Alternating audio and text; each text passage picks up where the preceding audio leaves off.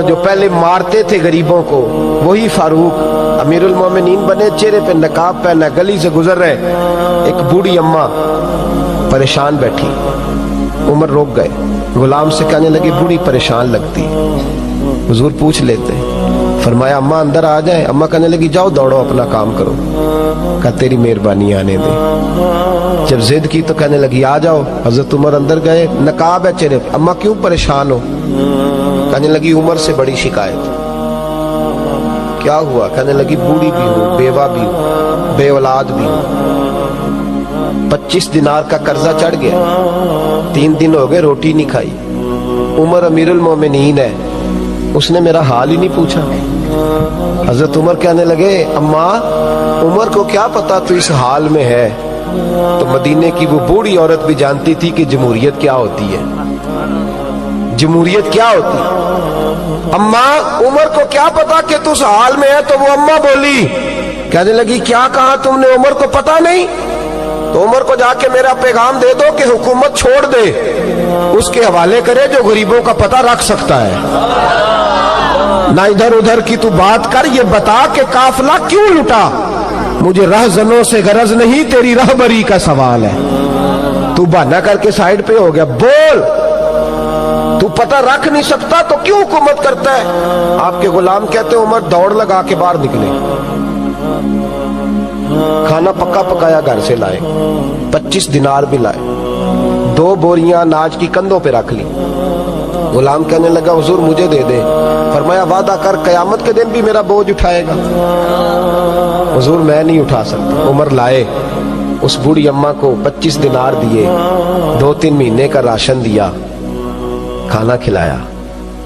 یہاں تو جس کا 200-400 ووٹ ہو اسے ہے کوئی سردار چودھری پوچھ لے، غریبوں کو کون پوچھتا ہے؟ لیکن جب میلاد کا انقلاب آتا ہے پھر غریبوں کی عزت بڑھتی ہے۔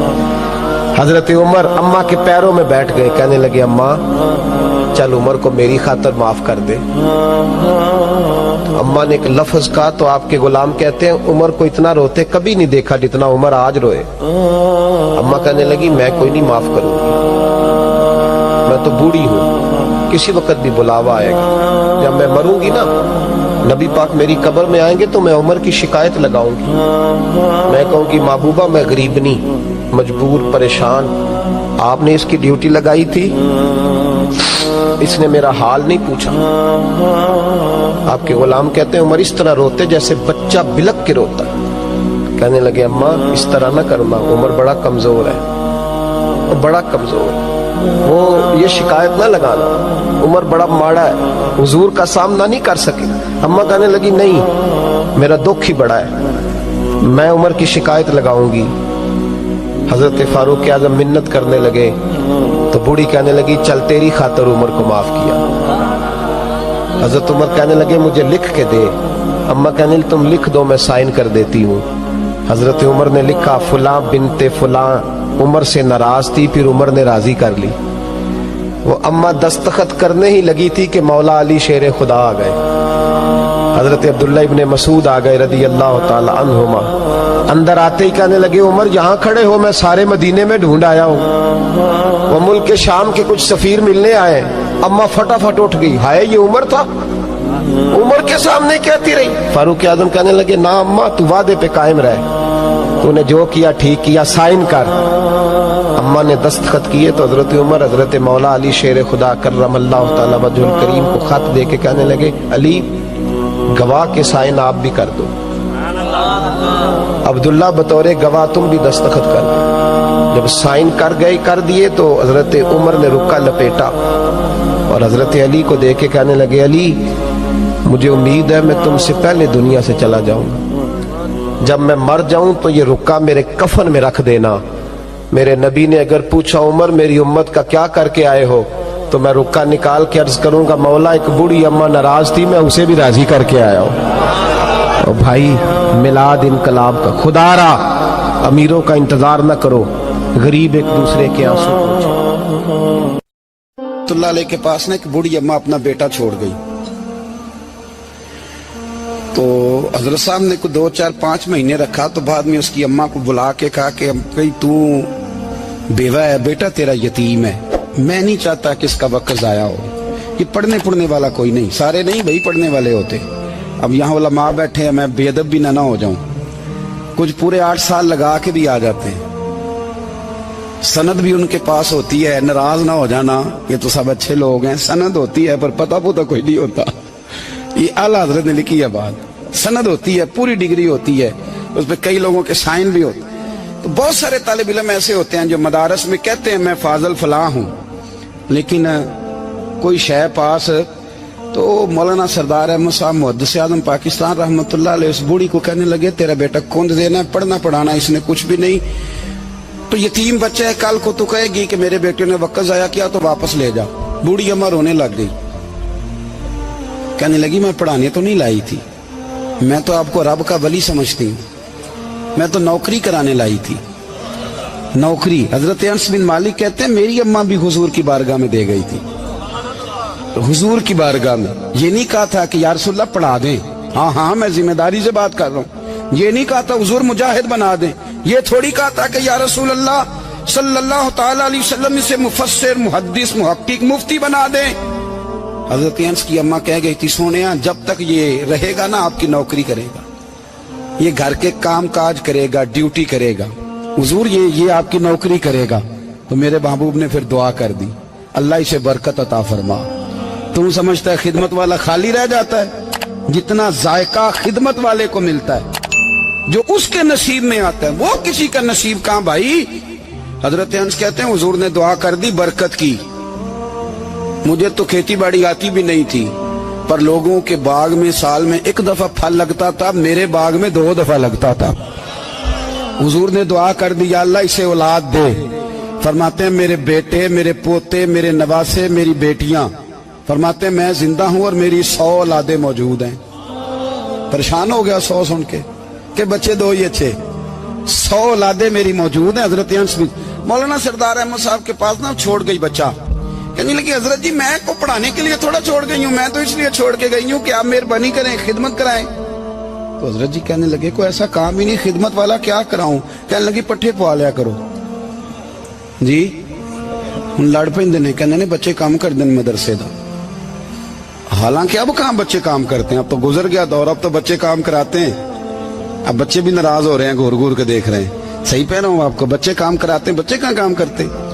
कहने लगी ये चारा डाले करेगा आपकी भैंसों को। तो हजरत ने उसको कहा कि बीबी चारा मेरी भैंसों को डालने के लिए मैंने बंदा रखा हुआ है, तो तू जा ले जा। कहने लगी हाथ बांध के हुजूर मेहरबानी करें रख ले, चारा डालेगा। और पुत्र तवज्जो से चारा डालना हजरत की भैंसों को। रोने लगी, हजरत ने रख लिया, महीने का खर्चा भी देते। शाम को ना वो सारा दिन काम करता, शाम को आके पैरों में भी बैठ जाता, हजरत जी लाएं तेल थोड़ा सा, पैर ना दबा दूं। 8 साल साथ वाले पढ़ते रहे, ये बेचारा नौकरी करता रहा, मेरा रूप भी नहीं ते मेरा रंग भी नहीं, और मैनू यार मनान दा टंग भी नहीं। कभी कभी ना हजरत बिलाल हबशी फारग होते ना, तो नबी पाक की बारगाह में अर्ज करते हुजूर कोई काम तो नहीं, सारे हो गए, हुजूर जाऊं जरा, चले जाते। एक दिन सलमान फारसी कहने लगे या रसूलल्लाह ये बिलाल कहाँ जाता है। फरमाया जा देख के तो आ। हजरत सलमान वापस आए तो आके रोने लगे, कहने लगे सोनिया जब यहाँ से जाता है ना तो जाके सैयदा फातिमा की चक्की पीसनी शुरू कर देता, बीबी साहबा के काम करने लगता है, घर में जाके स्नैन की ड्यूटी करता है, वहां भी काम यहाँ भी काम। वो चारा डालता रहा, उसने चारा डाला। हजरत मुहद्दिस आज़म की भैंसों को दस्तार फजीलत का वक्त आ गया, सारे पगड़ियां सजा के आ गए, आज दस्तार होगी। ये ना पीछे होके बैठ गया, चूंकि पढ़ा ही नहीं था तो दस्तार काहे की, दस्तार तो उसकी जो पढ़ेगा, हमने तो पढ़ा ही नहीं, हमने तो यार पढ़ा, घर पढ़ा, ड्यूटी करी। हजरत मुहद्दिस आज़म रहमतुल्लाह अलैह के यहाँ जब ऐलान होने लगा ना कि अब दस्तार होगी, तो हजरत ने पहला ऐलान उसका फरमाया। तो मजान वाला बंदा कपड़े भी कदी कदी बदल दे ना, वो कहता है जिस हाल में भी था मैं पलट के देखने लगा कि पढ़ा पढ़ाया तो है, कोई शय नहीं, ये माजरा क्या है। पीछे से उठ के आए, तो कहते हैं बाकियों की दस्तार किसी आलिम ने की, किसी सूफी ने की, लेकिन ये भैंसों को चारा डालने वाला जब आया तो मुहद्दिस आज़म ने फरमाया पगड़ी के बाल को कोई हाथ ना लगाए, ये सारी दस्तार मैंने करनी है। और फरमाते हैं हजरत बाल भी देते जाते थे और आंसू भी बहाते जाते थे, माथा भी चूमते थे, और फरमाते थे दस्तार के बाद चला तो नहीं जाएगा। यार मुझे तो इबादत भी नहीं रह गई, मुझे तो चाबियों को भी नहीं पता कौन सी कहाँ रहती है, जाएगा तो नहीं तू? तो रो पड़ा, कहने लगा सोने जाए तो वो जिसके पल्ले कुछ है हो, आता जाता तो है कुछ नहीं, मुझे किसने रखना है, मैंने कहाँ जाना है, इधर कहाँ, तो इधर ही रहूंगा।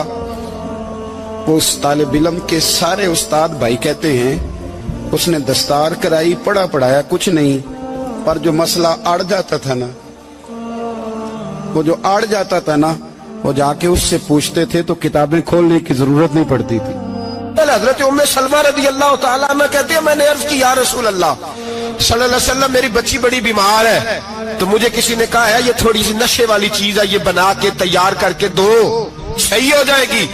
बीमार है बच्ची तो ये नशे वाली चीज है, इसको तैयार करके दो, थोड़ा नशा है। अगरचे बाज, मैंने शुरू में कहा, बाज लोग मरीज को, सख्त मरीज को ऐसी अद्वियात जो मजबूरी बन जाए उसकी गुंजाइश और इजाजत देते हैं। मुहतात उलमा तो उसमें भी बहुत सारी चीजें पहले बयान करते, लेकिन उसने कहा जी निरा नशा देना है शिफा के लिए। तो हज़रत उम्मे सलमा कहती है मेरे नबी पाक ने मेरी तरफ देखा, मेरी तरफ, तो मैंने कहा या रसूलल्लाह आप क्या फरमाना चाह रहे हैं? तो नबी पाक ने फरमाया उम्मे सलमा कभी नापाक चीज में भी शिफा हुई है, कभी नापाक चीज में भी, कभी शराब और खमर में भी शिफा हो सकती है। शिफा रब करीम ने रखी है पर शहद के अंदर रखी हुई है, शिफा अल्लाह ने रखी है, कुरान मजीद में रखी हुई है। तो इसमें भी कभी ये हुजूर ने बयान किया है कि इसके अंदर शिफा हो सकती, तो उम्मत कितनी दिलेरी करती है जो ये मशवरे देती है कि उसके अंदर नशा है, शराब है, तो खांसी चली जाएगी, तो फलानी बीमारी चली जाएगी। ना आओ इन चीजों पे, ना अपने ईमान को खराबी दो, और ना ऐसी बातें करो जिससे कि दरअसल रसूलुल्लाह सल्लल्लाहु अलैहि वसल्लम के वाज़ेह इरशादात की मुखालफत हो। मेरे नबी पाक सल्लल्लाहु अलैहि वसल्लम ने फरमाया, और फिर कुछ लोग कहते हैं थोड़ी पी है जी। अब तो मैं तज्जिये में पढ़ रहा था कि ऐसी शराब इजाद हो गई है, लोग शराब पीते हैं और वो मस्त भी रहते हैं, कार भी चलाते रहते हैं, कहते हैं जी नहीं हमारा ज़हन माऊफ नहीं हुआ तो ये वाली सही है, नशा नहीं लाती। मेरे नबी पाक सल्लल्लाहु अलैहि वसल्लम ने फरमाया जिस चीज की थोड़ी मिकदार, ज्यादा मिकदार हराम है, उस चीज की थोड़ी मिकदार भी हराम है, जिसकी ज्यादा मिकदार हराम है उसकी थोड़ी भी। तो खमर और शराब अगर फुल पीना जायज नहीं तो थोड़ी पीना भी जायज, ये हराम है और हराम थी और कयामत तक हराम ही रहेगी। मेरे नबी पाक सल्लल्लाहु अलैहि वसल्लम ने मना किया और हुजूर ने इज़हारे नापसंदीदगी फरमाया, फरमाया 40 दिन तो इबादत ही कबूल नहीं होती शराब पीने वालों जब तक सच्ची तौबा ना करे। ये लफ्ज जब अदा करता हूं तो शर्म से मेरी जुबान लड़खड़ाती है कि यार दरबारों पे भी नशा बिकता है। मैं ये बात कर रहा हूं सूफिया का तर्जुमान, दरबारों पे, मजारों पे, और सज्जादा नशीनों तुम्हें जमीन निगल जाए, आसमान तुम्हें ले उड़े, तुम पर कहर नाजिल हो, तुमने बाप दफन करके तो वहां नशे का अड्डा बना लिया, माओं से बेटे छीनने लगे हो, औरतों के सरों से कपड़े छीनने लगे हो, सुहाग मारने लगे हो, बेटियां और बेटे यतीम करने लगे हो, नशा बेचते हो दरबारों और मजारों पे, ये तमाशा लग गया। कैसे करूं ये बात, पर करनी पड़ रही है, मजबूरी है, ये मजमून मुकम्मल नहीं हो सकता। बंद कर दे वो दरबार, हमें नहीं चाहिए जिन दरबारों पे नशा बिकता है। मैं जिम्मेदारी से कह रहा हूं, बात रिकॉर्ड हो रही है। जूते की नोक पे वो सज्जादा नशीन जो उम्मत को ड्रग्स देता है, वो सज्जादा नशीन का डेरा नहीं, वो गंद का अड्डा है, वहां से फैज नहीं मिल रहा, उम्मत की तबाही हो रही है। बता दो, फैला दो, इसको एतराज करना करो। मेरे रसूल पाक सैयद आलम सल्लल्लाहु ताला अलैहि वसल्लम का दीन जरूरी है, किसी पीर की सज्जादगी जरूरी, बोलिए सज्जादगी जरूरी। बड़ी जिम्मेदारी से कह रहा हूं और नुमाइंदगी कर रहा हूं अपनी जमात की। ना हमारे बुजुर्गों ने कल इसकी हिमायत की थी, ना आज करते हैं, ना कयामत तक करेंगे।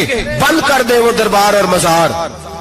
बुजुर्ग दुनिया में ये काम करने आए थे और हमारी सोच इतनी गिर गई है, इतने हम कमजोर हो गए। कहते हैं जब उसको चढ़ जाती है तो फिर बड़ी मार्फत की बातें सुनाता है। तुझे शर्म नहीं आई है लफ्ज कहते हुए? اب نشئی تجھے معرفت سکھائے گا؟ اب تو شرابی سے بھنگی چرسی سے دین سیکھے گا؟ کہتے اس نے پی ہوئی تھی چڑی ہوئی تھی وہ بات کر دی تو میرا کام بن گیا. اتنی گندی اور میلی سوچ صاحب ایمان کی ہوتی ہے. تو اب نشیوں سے جا کر دعائیں کرائے گا؟ سن، میرے نبی پاک صلی اللہ علیہ وسلم نے فرمایا جو شراب پی لے نشہ کر لے اس کی تو 40 دن تک عبادت رب قبول نہیں فرماتا. تو کہتا چڑی ہوئی تھی تو اس نے دعا کر دی، تجھے شرم ہی نہیں آئی بات کرتے؟ حیا ہی نہیں کیا تو نے جملہ بولتے؟ یہ کوئی تصوف اور طریقت ہے؟ جاؤ اٹھا کے لے جاؤ. ایسی کوئی تصوف اور طریقت ہمیں نہیں چاہیے. ہمیں وہ والی طریقت چاہیے جس میں خدا کے قرآن کی بات ہوتی ہے اور محمد مصطفیٰ کے فرمان کی بات ہوتی صلی اللہ علیہ وسلم. تو بھائی یاد رکھو یہ کوئی طریقہ نہیں. ایک مزار ہے، مجھے ایک صاحب کہنے لگے آ جائیں یہاں بھی فاتحہ پڑھیں. میں نے کہا یہاں کیا ہے؟ کہنے لگے تھے تو بابا جی نشہ بشا کرتے پر سنا ہے لوگوں کی منتیں بڑی پوری ہوتی ہیں. مجھے جذبات بڑے کم آتے ہیں. میں نے اس آدمی کو گریبان سے پکڑ لیا. میں کہ ادھر ہٹ، وہ تو نشہ کرتا تھا اور تو جاتا تھا، تیری یہ کیسے طاقت ہوئی؟ تو نے مجھے مشورہ دے دیا ہے، تو ہمیں کمزور سمجھتا ہے؟ ہم کمزور ایمان کے لوگ ہیں اور میں یہاں تجھے کہوں گا نہیں نہیں میں یہاں نہیں جاتا میں وہاں جاتا ہوں. بالکل کوئی لگی لپٹی بات نہیں، کھری بات. تصوف وہ، دربار وہ جہاں قرآن پڑھا جائے اور رسول اللہ کی حدیث سکھائی جائے. باقی کوئی مطلب نہیں کسی قسم کا. میں داتا صاحب کبھی جاؤں نا جلسہ کرنے کسی کام سے کسی تقریب میں تو میں داتا صاحب کے مزار پہ نہیں جاتا. میں کہتا ہوں یار یہ جرانہ نہیں کہ بندہ کسی کام آیا تھا تو فاتحہ پڑھ لی واپس چلو. گکھڑ سے اسپیشل آئیں گے داتا صاحب کے مزار پہ حاضری دیں اور میرے سنگی گواہ ہیں کہ میں اسپیشل ٹائم نکال کے بہت سارے کام چھوڑ کے اسپیشل جاتا ہوں اور میں مراد ماننے نہیں جاتا. میں داتا صاحب کا شکریہ ادا کر دے جاتا ہوں. میں ان سے کہتا ہوں حضور آپ کی مہربانی، آپ یہاں آئے تو ہمارے بڑے بھی رسول اللہ کے غلام بن گئے. میں تو سلام عقیدت پیش کرنے جاتا ہوں. ہم مزارات پر جانے کے قائل نہیں بلکہ ہماری تو عقیدت کا درجہ ہی مکمل نہیں ہوتا جب تک ہم مزار پہ سلام نہ کریں. پر مزار داتا صاحب کا، مزار خواجہ معین الدین اجمیری کا، مزار غوث اعظم جیلانی کا، مزار محدث اعظم مولانا سردار احمد کا، مزار اولیاء کا، مزار میاں شیر محمد شرک پوری کا، مزار رب کریم کے بندوں کا. بھنگیوں چرسیوں کے مزار نہیں ہوتے اور نام ان مزارات کے قائل ہیں. بالکل قائل نہیں ہم. میں تھوڑے دن پہلے لاہور گیا تھا تو میں کار میں میاں صاحب میاں شیر محمد شرک پوری کا ذکر کر رہا تھا. میں اپنے دوستوں سے کہہ رہا تھا یار بہت بڑا بابا ہوا ہے. تو مجھے کہنے لگی کرامت کیا ہے؟ میں نے کرامت یہ ہے کہ ساری زندگی سنت کا درس دیا ہے. تو مجھے کہنے لگے آپ کبھی گئے نہیں؟ میں نے کہا میں اسپیشل گیا تھا اور تھوڑے دنوں کے بعد پروگرام بناؤں گا تو میں ساتھ لے کے جاؤں گا. ہم مزارات کے قائل ہیں، حاضریاں دیں گے مزاروں پہ، لیکن بھنگیوں چرسیوں کے مزاروں پر جانے کے قائل ہیں. زور سے بولے یہاں جانے کے قائل ہیں. کوئی عقیدہ نہیں ہے ہمارا. نشہ بکے گا اب مزاروں پہ، اب یہ تصوف ہوگا وہاں، یہ طریقت ہوگی. اور ملت پر رحم کھاؤ. خدا را اگر تمہارے قومی ادارے کہتے ہیں رپورٹ کرنے والے کہ 70 لاکھ پاکستانی نشہ کرتا ہے تو کیا تمہیں یہ نہیں پتا کہ نشہ بیچتا کون ہے؟ کیا تمہیں یہ نہیں پتا کہ ڈرگز کا کاروبار کون کرتا ہے؟ اگر تمہیں یہ پتا ہے تو کیا یہ خبر نہیں تمہیں کہ ان رگوں پر یہ خون اتارتا کون ہے؟ میں اپنے بزرگوں سے معذرت کے ساتھ نشے کا آغاز، ناراض تو نہیں ہو جائیں گے بزرگ، نوجوانوں کو میں لتاڑ لیتا ہوں لیکن بزرگوں کی عزت کرنا سنت ہے. تو میں بزرگوں سے معذرت کے ساتھ یہ یوں سمجھ لیے خوگرے حمد سے تھوڑا سا گلا بھی سن لے.